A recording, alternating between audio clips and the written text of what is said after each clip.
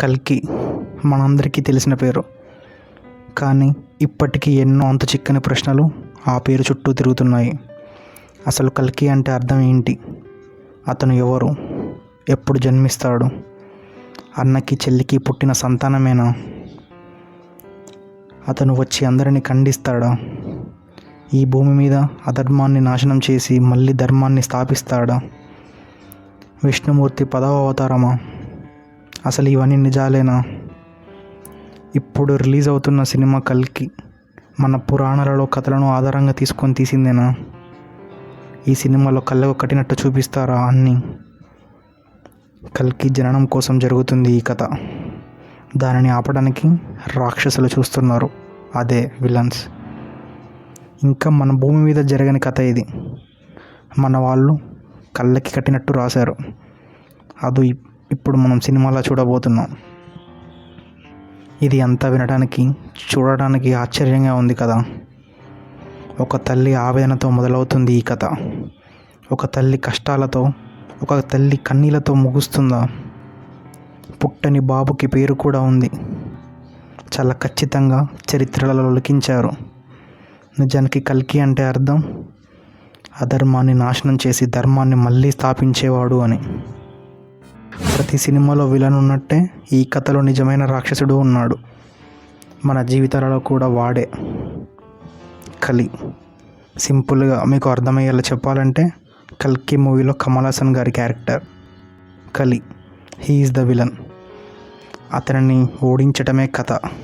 మళ్ళీ ధర్మాన్ని స్థాపించేవాడే కల్కి. కానీ ఈ రాక్షసుడు అయినా మంచిని ఎందుకో అడ్డుకుంటాడు. బికాస్ వాడు బతకాలి కదా. కల్కి పుట్టడానికి ఇన్ని ఇబ్బందులు, అన్ని ఆటంకాలు, అన్ని కష్టాలు అయినా అతని పుట్టుక అనివార్యం.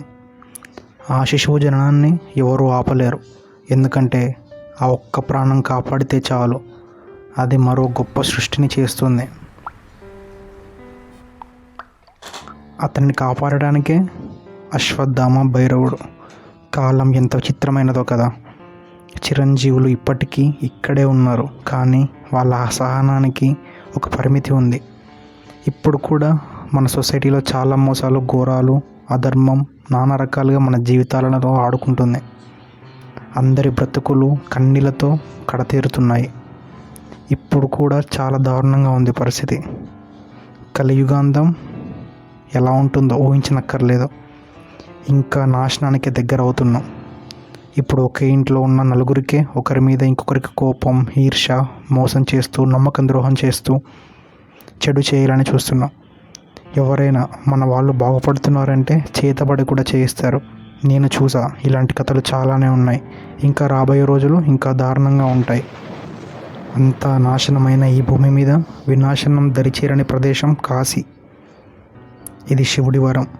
శంబాల అనేది అందరికీ పరిచయం ఉన్న ప్రదేశమే. నా ప్రశ్నలతో పార్ట్ 2లో కలుసుకుందాం. కల్కిని కాపాడవలసిన బాధ్యత శివుడిదా? అందుకే కల్కి మూవీలో ప్రభాస్ పేరు భైరవ, అంటే కాళ్ళ భైరవుడు అని. అతను చేసిన తప్పుకి అశ్వత్థామ నుదిటిపై నుంచి కృష్ణుడు మణి తీసేశాడు.